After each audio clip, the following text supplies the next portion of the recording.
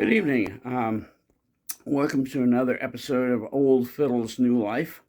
I decided to do a follow-up video on the three violins that I had because I realized when I went back and looked at a previous video I did, probably a year and a half ago, that when I got hold of the what I'm calling the mountain violin right now, it's my old Strad. There was information I forgot to mention there. I had forgotten about it. That's the crazy part of it. I'd totally forgotten about this. But what I'm gonna do, I'm gonna turn this around, and we're gonna go through each one of these instruments, and I'm gonna talk about their different characteristics, why I like them, why I don't like them, and particularly the information about my my German Strad. Because when I went back and looked at the information from the previous video, I said, oh, well, this could be one reason of why I like it. So let's go ahead and turn this around. We'll talk. First of all, here's the Castleton. This is the instrument that I got many, many years ago down in Castleton, Vermont. An old man was dying. He had a little violin shop down there. And I went by, he had violins in their cases stacked in like cordwood. It was ridiculous. And I got to looking through some of them, and I saw this one. It was very interesting because it has a very unpurfled top, and we've already talked about this in the past. It looks like a very handmade, unpurfled top, and it's quite unique. You can tell the top was made to fit the sides and the back, which are more traditional. A little bit of curly maple there, but not much. Same thing in the ribs. But anyway, and when I got this instrument, let me get to in focus here.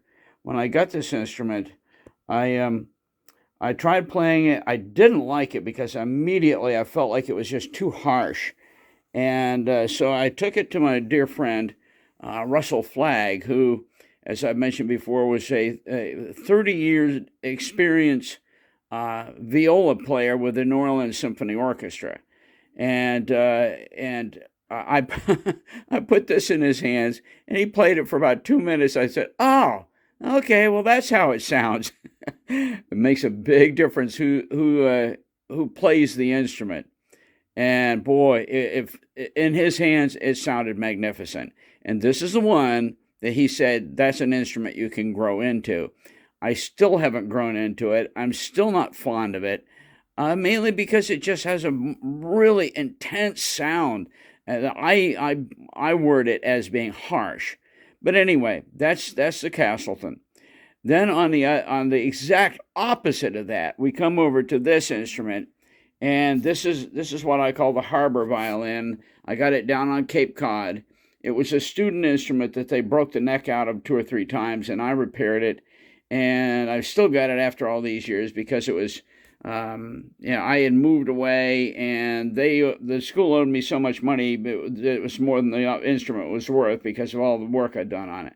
Anyway, long and the short of it, to play this instrument, you're just very underwhelmed. I guess would be the best word I have for it.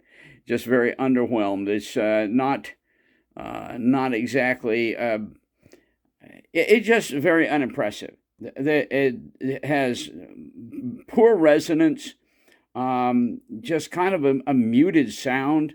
And that's after putting, I think this is a second or third set of strings I put on it to try to get better sound out of it. And it's just not that good. Okay, so this is the one I'm not fond of because of that muted tone. And then along came this, and this is the last one I got. It's the one from this old man that lived up on the mountain, who had a whole bunch of old violins that he was wanting to get rid of. And he brought this one to me, and this is the one that had the corner broken out of it. And I replaced that corner right there to match that corner right there. And I got it all tuned up, got some nice strings on it, and so forth.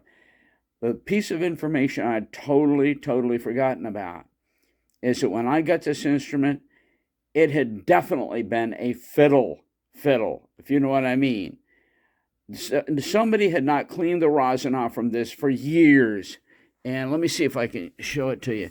Okay, you see that black shadow there from going from the fingerboard back to the bridge, and actually a little behind the bridge right there. That is cleaned off of years and years of rosin that had been accumulated there. And no matter how much I did to very gently clean with some very fine steel wool and violin cleaner, that's the best I could ever get it. Now that's all shiny now. I mean, it's, it matches the rest of the instrument, but it had been used as a fiddle. I mean, somebody had done a lot, and I mean a lot, of playing on this instrument. And so after a long time of not having been on any of these instruments, I just kind of walked away from them for a while, and coming back and trying out the Castleton, and ouch, that sounds kind of harsh. Does not be appealing to my ears. Then I tried the Harbor one, and I said, oh man, that's really kind of a dead instrument. Doesn't have the resonance. And I got to this one, and I started playing it, and there's a sweetness to it. There's a mellowness to it. And that right there, I believe, is the reason why there's that sweetness, is because it's been played a lot. And I have no idea how old this instrument is. It just says on the inside of it, copy of Stradivari, and then made in Germany. It's just a simple old German Strad. And yeah, love it. It's interesting that I should come back not knowing, not remembering that this had been played so much over so many years that whole area there turned black. I mean, that was just caked with rosin, and I took it off layer by layer by layer, and you see the result of it there. Actually, this is the best light for this. This is probably one of the best lights we've had it in, because you can just clearly see where all that rosin was accumulated for all those years. So anyway, well, I wanted to share that with you guys. And I'll probably add a little bit of playing at the end of this video, but it's interesting how you can have 3 violins and will be so completely, totally, utterly different.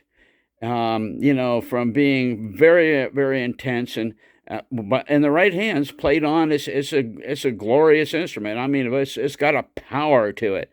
On the other hand, you get this poor, muted, sickly. It's not sickly. Let's put it this way: not exactly an overwhelming instrument. An underwhelming maybe is the word. But then you got this, and because of all the playing that was done on it, this just got some nice sound to it. Anyway, all right, wanted to share that with you guys. It's so wonderful that each instrument has its own voice. Each instrument has its own character. And some of them are magnificent, others not so much. So, all right, with that, we're going to end this part of the interview with my 3 violins, our Castleton, our Harbor violin, and now the mountain violin, or my old German Strad. I'm just going to call it that. And I think I've arrived at the selection of this, not remembering that. And that, I believe, is the very thing that makes the difference, is how much that this has been played on for who knows how long. I mean, it takes a lot for rosin to accumulate to the extent that it darkens the wood underneath it, and no matter what you do to try to get it off, it's always going to have that stain for the rest of its life. Anyway, all right, guys, that's it. Thanks. I'm going to maybe play a little bit, and then we're done.